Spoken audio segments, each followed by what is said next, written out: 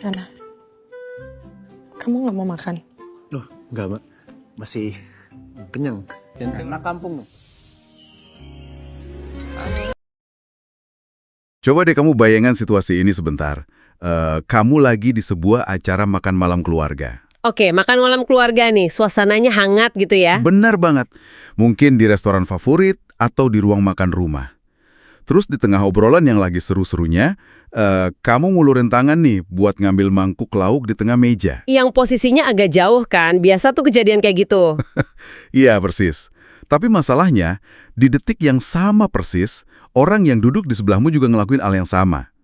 Tangan kalian hampir aja sentuhan. Wah, lumayan canggung sih itu. Nah, belum selesai canggungnya, karena posisi duduk kalian terlalu dekat, tiba-tiba wajah kalian nggak sengaja bertabrakan. Astaga, itu sih beneran bikin mati gaya ya. Kan, waktu rasanya kayak berhenti beberapa detik gitu loh. Ada rasa canggung yang mendadak muncul, senyum tertahan karena salting atau salah tingkah, dan tiba-tiba suhu ruangan tuh kerasa naik beberapa derajat. Iya, bener banget. Udah pasti keringat dingin tuh, nahan malu. Nah, sekarang bayangkan momen canggung yang super manusiawi itu nggak terjadi di ruang makan biasa, tapi terjadi di bawah sorotan lampu studio yang terang benderang. Di lokasi syuting maksudnya? Betul, dikelilingi puluhan kru kamera, dan yang paling penting, melibatkan seorang aktor sekelas Arya Saloka. Oh wow, berarti ini kejadian nyata dong. Iya, ini kejadian nyata yang baru aja terjadi di balik layar sinetron Terikat Janji.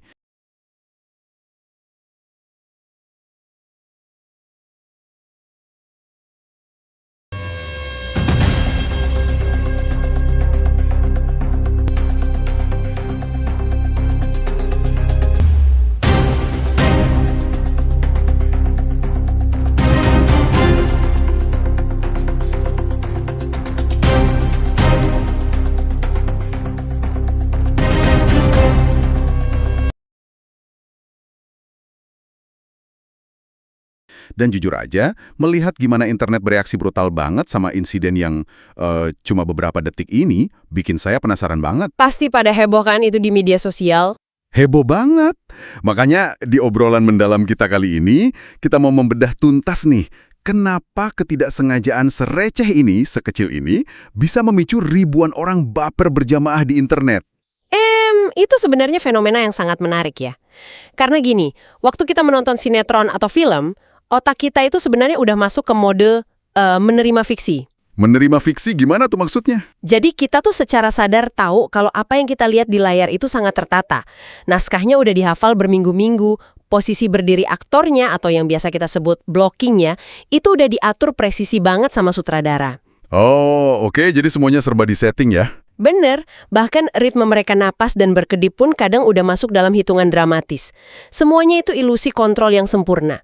Jadi, ketika ada sebuah insiden kecil yang melenceng dari rencana awal, ilusi itu tiba-tiba retak.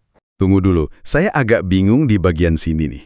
Kalau kita bicara industri hiburan ya, bukannya seorang aktor itu dibayar mahal justru buat mempertahankan ilusi tersebut? Iya dong, tentu aja. Maksud saya, tugas utama aktor kan pura-pura dengan sangat meyakinkan ya. Tapi kenapa pas mereka gagal pura-pura, kayak pas mereka tabrakan dan kelihatan salting tadi, penonton malah menganggap adegan itu brilian banget? Bukannya itu tanda adegannya gagal dan harus diulang ya? Nah, justru disitulah letak paradoksnya di dunia seni peran. Sinetron itu kan dunia yang sangat dikontrol. Tapi penonton modern, kayak kamu dan kita semua ini, udah cerdas banget. Karena kita udah keseringan nonton ya? Tepat, kita udah nonton ribuan jam konten fiksi. Jadi alam bawah sadar kita tuh punya radar yang tajam banget buat deteksi mana emosi yang direkayasa, mana yang asli. Oh, pantesan kadang kita ngerasa, kok aktingnya kaku banget ya? Nah, itu dia. Ketika aktor mengalami kecelakaan kecil dan meresponsnya secara jujur, radar penonton langsung nangkep sinyal keaslian itu.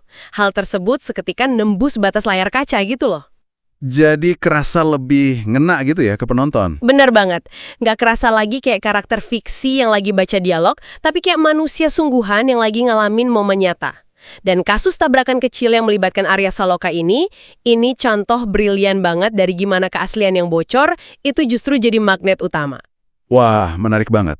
Tapi oke, sebelum kita masuk ke detik-detik kecelakaan yang bikin heboh itu, saya merasa kita harus bedah dulu nih kondisi di lapangan sebelum kejadian. Setuju, kita harus lihat konteksnya dulu. Ibaratnya tuh kita nggak bisa paham kenapa ledakannya besar kalau kita nggak tahu racikan bahan peledaknya kan? Analogi yang bagus tuh, silahkan. Jadi dari potongan adegan yang lagi rame dibahas ini, adegannya berlatar di sebuah meja makan. Ada karakter Sena yang diperankan oleh Arya Saloka, terus ada Davina yang diperankan oleh Asha Asunkau. Dan ada karakter lain juga kan di situ. Ya, ada karakter Dion dan Tara juga ikutan duduk di sana. Suasananya dideskripsikan sangat santai, sangat hangat, kayak sahabat yang baru aja kumpul setelah hari yang capek banget. Oke, jadi vibe-nya relax ya. Relax banget. Terus Davina ini digambarkan peduli banget. Dia negur Sena dengan nada yang super lembut. Karena makanannya nggak disentuh sama sekali. Dia bilang gini, Sena, apa kamu tidak makan? Nah, perhatikan tuh gimana baseline atau garis dasar emosi di meja makan itu dibangun. Meja makan itu dalam teori psikologi ruang adalah simbol universal untuk keintiman komunal. Keintiman komunal tuh kayak kebersamaan yang intim gitu ya? Orang masih jaga image ya, tapi kalau udah di meja makan, orang bakal lebih santai. Bener juga sih. Makanya kan sambil ngobrol ngalor ngidul. Iya, jadi dalam adegan ini, pertanyaan lembut Davina itu sebenarnya memuat tensi emosional. Ada perhatian yang sangat tulus dari dia untuk Sena. Nah, ini yang bikin saya agak kaget waktu nonton adegannya. Kalau di sinetron pada umumnya nih ya, pas karakter cewek nanya selembut itu, karakter cowoknya pasti bakal natap matanya dalam-dalam. Terus ada backsound musik romantis yang mendayu-dayu kan? Nah, iya, tipikal banget kan? Tapi di sini, Arya Saloka malah milih buat membelokkannya. Bukannya jawab pakai tatapan intens, dia justru nunjuk ke arah karakter Dion dengan santai banget. Oh iya, dia bilang apa emangnya? Arya Saloka merespon dengan bilang, saya sudah kenyang. Ini lihat, Gion sudah kenyang. Santai-santai aja kalau makan. Terus dia ketawa kecil gitu, yang bikin semua orang di meja otomatis ikut ketawa. Ngeledek temennya sendiri ya? Iya. Ini tuh ngingetin saya sama acara makan malam keluarga beneran. Kalau ada saudara yang makannya paling rakus, udah pasti bakal jadi bulan-bulanan digodain sedapur kan? Analogi yang sangat pas. Dan keputusan Arya Saloka buat pakai candaan receh kayak gitu tuh bukan kebetulan loh. Oh masa sih? Jadi disengaja? Sangat mungkin disengaja. Karena dalam dunia akting, untuk bikin momen dramatis jadi berkesan, kamu nggak bisa terus-terusan nahan tensi di atas. Kalau terlalu intens malah capek ya nontonnya? Bener banget. Penonton bakal kelelahan secara emosional dan malah jadi cringe jatuhnya. Aktor tuh harus menjejakkan kaki karakternya di realitas sehari-hari yang biasa aja. Oh, pantesan Arya Saloka milih ngelawak dikit. Tepat. Lewat candaan soal temannya yang makan rakus itu, Arya Saloka secara cerdas menetralisir tensi romantis tadi. Dia sengaja menurunkan pertahanan penonton. Jadi Arya Saloka ini berhasil ngebangun fondasi interaksi yang sangat rileks dong ya? Iya. Lewat bahasa tubuh dan intonasi suaranya, dia seolah bilang ke alam bawah sadar penonton, lihat nih, kami cuma manusia biasa yang lagi nongkrong di meja makan. Dan justru karena suasananya santai banget ini, makanya pas kejadian gak sengaja itu terjadi, efek kejutnya dapat banget ya? Betul sekali. Kalau dari awal suasananya udah tegang atau terlalu dramatis, tabrakan sekecil apapun gak akan terlalu kerasa dampaknya. Aha, saya mulai paham nih pola permainannya. Ini tuh ibarat pesulap yang lagi ngajak ngobrol penonton santai-santai, tahu-taunya tangan di belakang lagi nyiapin trik utama. Iya, bener. Misdirection gitu ya. Iya, Arya Saloka ini kayak lagi ninabobokan penonton ke dalam zona nyaman. Kita yang nonton ngerasa seolah lagi duduk di kursi kosong di meja makan itu bareng mereka. Terus tiba-tiba transisinya cepet banget. Dari ketawa-ketawa, suasananya berubah 180 derajat. Karena di titik itulah, perencanaan matang sutradara langsung bertabrakan dengan realitas fisik yang gak terprediksi. Bener banget, murni ketidaksengajaan fisik. Jadi dari yang saya perhatikan dari videonya, Sena dan Davina ini duduknya lumayan rapat.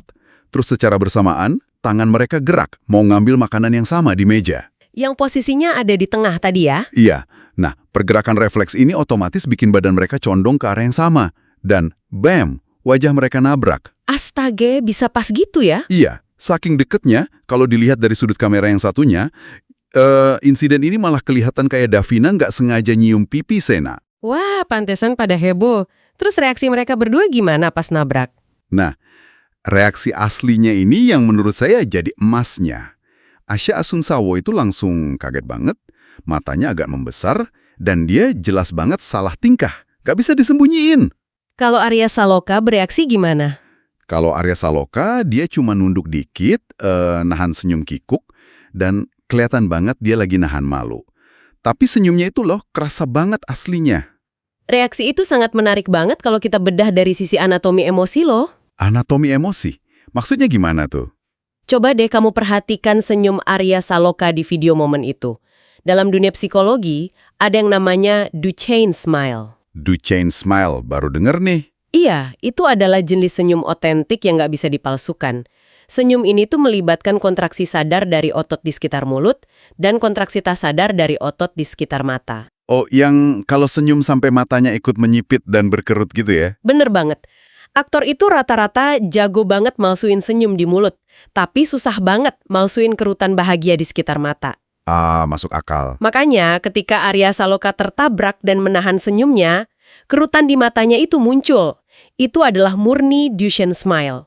Respons malu dan lucu yang keluar dari Arya Saloka sebagai manusia sungguhan, bukan sebagai karakter Sena. Wah, ini detail yang gila sih. Pantesan aja vibes-nya beda banget. Tadinya saya mikir, masa sih cuma senyum nahan malu doang bisa seviral ini? Tapi setelah tahu soal otot mata tadi, jadi lebih masuk akal kan? Masuk akal banget. Penonton tuh mungkin nggak ngerti apa itu Duchenne smile, tapi mata telanjang kita tuh bisa bedain. Mana senyum teknis karena tuntutan naskah, sama senyum beneran karena lagi kaget campur malu. Tepat sekali. Manusia tuh berevolusi buat membaca mikroekspresi wajah cuma dalam hitungan milidetik. Otak kita punya sistem radar bawaan buat deteksi hal kayak gitu. Luar biasa ya insting manusia itu. Iya. Apa yang terjadi di momen itu tuh ibarat fenomena glitch di dalam video game. Kamu pernah main game terus nemu glitch kan? Sering. Yang tiba-tiba karakternya nembus tembok atau terbang sendiri itu kan? Nah, itu. Pas glitch terjadi, sedetik itu juga kamu bisa ngelihat kerangka digital dari dunia gamenya. Momen tabrakan Arya Saloka dan Asya ini ibarat glitch tersebut. Jadi ilusi naskahnya pecah sesaat gitu ya? Bener banget. Ilusinya pecah dan kita dikasih lihat emosi manusia asli yang bocor ke permukaan layar. Tapi yang jadi pertanyaan besar saya nih ya, kenapa sutradaranya nggak langsung teriak cut? Atau minimal aktornya langsung bilang maaf dan minta ulang take gitu loh? Kalau kamu yang di posisi mereka gimana emangnya? Kalau saya sih, apalagi sadar lagi disorot puluhan kamera, insting pertama pasti langsung ketawa canggung. Terus bilang, aduh sorry nabrak nih, ayo ulang dari awal. Nah, disinilah letak perbedaan mendasar antara aktor rata-rata dengan aktor yang punya insting tajam sekelas Arya Saloka. Oh, jadi ada insting khusus yang main di sini. Ada. Mekanisme pertahanan aktor biasa ketika rencananya berantakan, itu ya langsung keluar dari karakter. Mereka secara mental udah teriak cut di dalam kepala mereka sendiri, bahkan sebelum sutradara bersuara. Tapi Arya Saloka dan Asya nggak gitu. Nggak sama sekali. Pesona sesungguhnya dari Arya Saloka di momen ini adalah keputusannya dalam sepersekian detik aja loh, buat nggak menghentikan realitas adegannya. Wow. Jadi mereka membiarkan rasa kagetnya tetap jalan. Iya, mereka membiarkan debar jantung yang lebih cepat dan rasa salting yang nyata itu menyatu ke dalam napas karakternya. Jadi ekspresi nahan malunya Arya Saloka itu kayak dipinjemin sementara buat karakter Sena ya? Tepat sekali, proses pinjam-meminjam emosi mendadak inilah yang bikin penonton ngerasa adegan fiksi ini kayak kejadian nyata di dunia nyata. Mengagumkan banget sih ini. Jadi bukan cuma sekedar kesalahan teknis yang bikin adegannya mahal, tapi karena keputusan berani dari Arya Saloka buat merangkul kesalahan itu dan memasukkannya ke dalam cerita. Dan keputusan itu terbukti berhasil besar kan? Berhasil banget. Efeknya nggak main-main. Reaksi salting yang terekam ini kan nggak cuma berhenti di ruang editing. Begitu episodenya tayang, langsung memicu ledakan reaksi berantai kayak kembang api di media sosial. Media sosial emang selalu jadi barometer paling jujur sih buat ngukur resonansi emosional. Iya. Dan paling kejam juga, kalau adegannya kelihatan dibuat-buat, pasti langsung dihujat dan dibilang cringe habis-habisan. Tapi dalam kasus Arya Saloka dan Asya ini responsnya sangat positif kan? Sangat positif. Banyak banget fans yang ngaku mereka muter ulang video itu sampai puluhan kali. Mereka play, senyum-senyum sendiri, terus rewind lagi, play lagi. Haha, sampai segitunya ya? Beneran. Dan komentar yang masuk tuh lucu-lucu banget. Ada yang nulis, oh waduh, kok bisa pas gitu ya pipinya? Terus ada lagi yang bilang, duh gemes deh lihat kalian berdua. Mereka merasain emosinya ikutan nembus dari layar ya? Iya, bahkan hebatnya lagi, ketidaksengajaan ini malah memanipulasi harapan penonton ke arah yang positif. Banyak yang komentar, Sena Davina cocok banget tuh, makin ngefans sama Terikat Janji. Mereka jadi nuntut romansa beneran di ceritanya ya. Gak sengaja ini bisa benar-benar diwujudkan jadi kisah cinta di kelanjutan sinetronnya. Gimana menurut kamu dari sisi psikologisnya? Reaksi penonton yang sampai ngulang-ngulang video itu sebenarnya bisa dijelaskan pakai konsep mirror neurons atau neuron cermin di otak kita. Tunggu. Mirror neurons itu yang bikin kita otomatis ikutan ngakap kalau ada orang di dekat kita ngakap, kan? 100 buat kamu. Tapi fungsinya itu jauh lebih dari sekedar meniru gerakan fisik aja. Oh ya? Terus apa lagi fungsinya? Mirror neurons itu adalah fondasi dasar dari empati manusia. Waktu kita lihat orang lain ngerasain sakit, bagian otak kita yang mengurus rasa sakit juga ikut menyala secara halus. Oh, jadi kita kayak ikut ngerasain apa yang mereka rasain? Betul. Nah, ketika ribuan penonton ngelihat Arya Saloka dan Asyena ngalamin momen salting, kaget, dan malu yang super real tadi, neuron cermin di otak penonton langsung nyala barengan. Astaga, jadi penonton ikutan salting juga? Iya, otak penonton tuh nggak memprosesnya sebagai, oh ini ada aktor lagi akting. Tapi otak memprosesnya sebagai, ada manusia sungguhan yang lagi malu dan kasmaran nih. Pantesan, makanya penonton ikut ngerasa geli di perut, senyum-senyum sendiri, dan baper habis-habisan. Secara neurologis, fenomena baper ini tuh proses di mana otak kita berempati secara ekstrim terhadap apa yang kita tonton. Masuk akal banget sekarang. Kenapa daya tarik chemistry seorang Arya Saloka itu kuat banget? Kadang saya mikir gini loh, ada aktor yang udah dikasih dialog super romantis, puitis banget, terus syutingnya di bawah hujan buatan. Pakai tatapan mata paling tajam juga kan? Nah iya, tapi kok kita yang nonton biasa aja, rasanya datar. Giliran cuma adegan nabrak pipi sekian detik di meja makan, internet malah meledak. Ini balik lagi ke poin awal saya tadi, soal kecerdasan audiens modern. Kamu, saya, dan pendengar kita tuh penonton yang adaptif. Kita udah kebal sama rumus romantis sinetron yang template ya? Bener, kita udah hafal polanya. Kalau musik mulai pelan, kamera muter-muter, terus hujan turun, otak kita udah tahu, oh mereka bakal pelukan nih. Otak tuh malas ngerespon hal yang gampang ditebak. Jadi karena otak kita males, kita butuh elemen kejutan gitu. Kejutan emosional lebih tepatnya. Penonton modern tuh haus banget sama keaslian yang nggak tertebak. Chemistry itu terbukti nggak harus selalu dibangun pakai puisi cinta yang panjang lebar. Iya. Kadang lewat hal sepele aja cukup. Justru chemistry paling kuat itu seringkali dikomunikasikan lewat hal-hal kecil. Kepanikan sesaat, bahasa tubuh yang canggung, atau senyum kikuk pas rencana nggak berjalan mulus. Dan reaksi jujur dari Arya Saloka tadi berhasil ngejembatanin dunia fiksi terikat janji sama realita kita yang lagi nonton di rumah. Dia benar-benar menyingkirkan sekat kaca televisi itu. Penonton jadi ngerasa punya hubungan parasosial. Hubungan parasosial tuh ngerasa dekat secara personal ya? Betul. Mereka merasa kenal sama karakter Sena ini karena mereka baru aja dikasih lihat sisi rapuh dan manusianya si aktor. Wah, ini masuk akal banget. Kita tuh posisinya jadi kayak sahabat yang lagi duduk semeja, terus ngelihat dua teman kita yang lagi PDKT, gak sengaja tabrakan fisik. Pasti ikutan nahan napas kan ngelihatnya? Iyalah, pasti di batin bilang, waduh, ada percikan apa nih barusan? Sensasi seintim itu yang dicari sama penonton sekarang, dan itu jelas nggak bisa didapat dari naskah setebal apapun. Makanya, proses kreatif di balik layar itu rapuh banget sekaligus magis. Bener banget. Kita sering tuh mengagungkan sutradara dengan perencanaan storyboard yang sempurna tanpa celah. Tapi nyatanya, kadang adegan paling emas justru lahir dari ketidaksengajaan yang nggak pernah ada di kertas naskah. Dan ini juga menegaskan satu hal penting. Aktor sejati sekelas Arya Saloka itu nggak bekerja layaknya robot yang cuma menghafal teks. Dia berkolaborasi langsung sama situasi ya? Iya, dia adalah kolaborator organik. Dalam ekosistem syuting, banyak banget hal yang bisa berantakan. Lampu mendadak mati, properti jatuh, atau lawan main lupa dialog. Dan aktor hebat tahu cara merespon itu semua. Tepat, aktor yang hebat merespons lawan mainnya secara emosional, sekaligus merespons ketidakpastian fisik di sekitarnya. Momen di meja makan ini nggak akan pernah jadi sejarah viral di internet kalau Arya Saloka lebih nurutin ego buat tampil sempurna. Kalau dia minta ritik, ya adegannya bakal jadi adegan biasa aja ya. Benar, keputusannya buat merendahkan ego, ngerangkul rasa malu, dan membiarkan ketidaksempurnaannya direkam kamera, itulah yang mengubah sebuah bloopers biasa menjadi mahakarya kecil. Wah, jujur saya merinding dengernya. penelusuran kita kali ini benar-benar ngebuka sudut pandang yang sama sekali baru. Dari obrolan soal tabrakan kecil ya. Iya, kita berangkat dari video yang durasinya cuma beberapa detik. Tapi akhirnya kita belajar banyak hal. Belajar soal empati, soal anatomi senyuman Shane tadi, sampai ke psikologi kenapa kita bisa sangat mencintai sebuah karya fiksi. Sangat mendalam memang kalau kita mau gali. Ini bawa saya ke satu kalimat hikmah nih dari keseluruhan obrolan mendalam kita hari ini.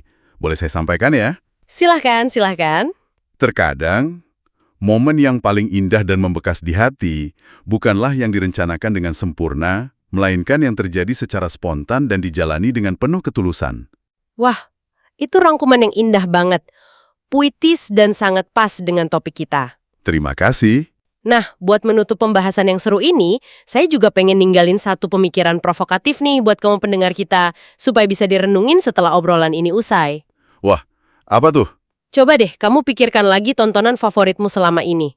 Apakah akting yang kamu anggap sempurna itu benar-benar berasal dari kemampuan aktornya menghafal naskah tanpa celah sampai ke titik komanya?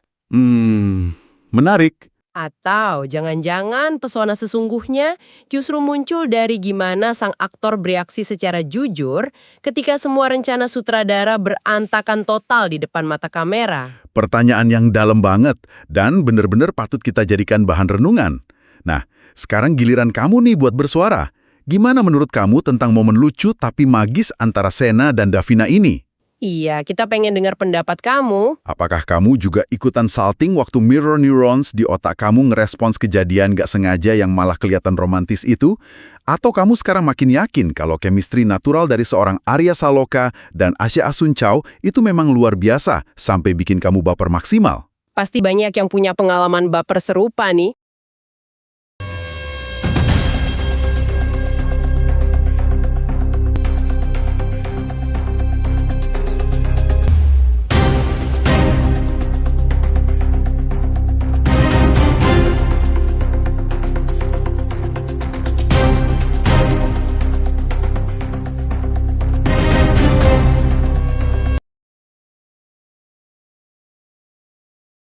Pasti.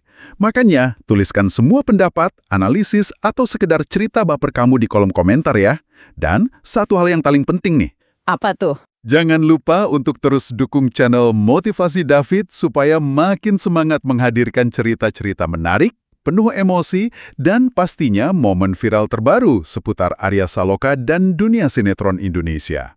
Jangan sampai kelewatan update serunya. Bener banget. Pastikan kamu like, subscribe, komen, share, dan aktifkan lonceng notifikasi ya, supaya kamu nggak ketinggalan satupun kisah seru berikutnya bersama Sena dan Davina di Terikat Janji. Terima kasih udah nemenin obrolan mendalam kita hari ini, dan selamat bereksplorasi dengan tontonan kamu selanjutnya.